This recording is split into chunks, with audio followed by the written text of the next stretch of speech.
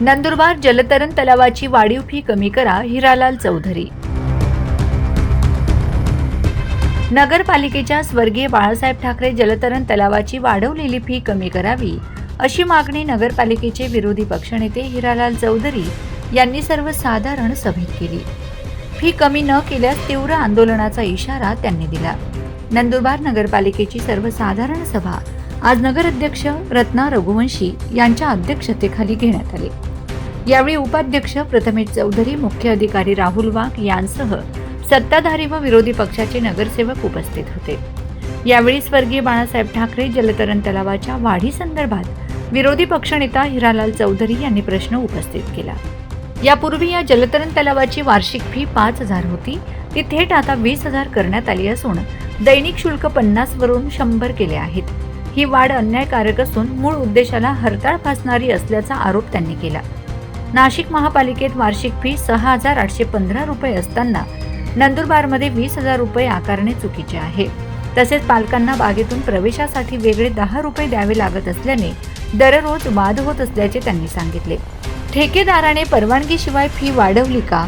ठराव क्रमांक 7 ची माहिती दिली नाही, त्याला आमचा विरोध असल्याचे चौधरी म्हणाले। हा विषय पुढील सभेत आयत्या वेळेस घेण्याचे आश्वासन नगराध्यक्षा रत्नाताई रघुवंशी यांनी दिले। उपस्थितीत आपण हा जलतरण तलावाचं उद्घाटन केलं होतं आणि या जलतरण तलावाला हा चांगला प्रतिसाद मिळाला होता। परंतु मॅडम आता एक ठेकेदाराने हे मुलं या जलतरण तलाव पासून वंचित कसे राहतील असा प्रश्न उपस्थित झालेला आहे। आपला ह्या मुलांना एकच हेतू होता की हा जलतरणपटू हा राज्य स्तरापर्यंत जाईल आणि आपल्या आदिवासी जिल्ह्याचे नाव नंदुरबार जिल्ह्याचे पोरेल। परंतु 5,000 रुपये वार्षिक दर ठरलेला असताना या नवा ठेकेदाराने 10 नाही, 20 नाही, 30 नाही, 300 पट अशी फी आकारली आणि 20,000 रुपये वार्षिक फी आकारत आहे। सर्वसामान्य कुटुंबातला विद्यार्थी हा जाऊ शकत नाही। तर माझी विनंती राहील मॅडम, आपल्याला तलाव संदर्भात बोलायचं म्हटलं तर मागच्या जून महिन्यात सर्वसाधारण सभेत एक ठराव केला होता। मी आपल्याला एकदम जबाबदारीने सांगतो की एका ठेकेदाराला हा ठेका दिला होता।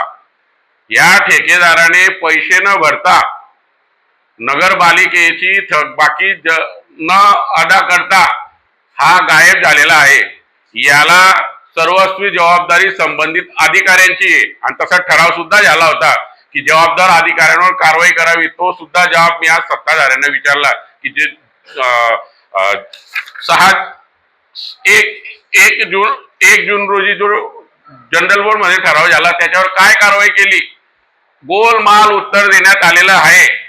या संदर्भात सुद्धा आम्ही लवकरच प्रशासनाला जाब विचारू, नाही तर कायदेशीर, कारण की तो नागरिकांचा पैसा आहे, सर्वसामान्यांचा पैसा आहे।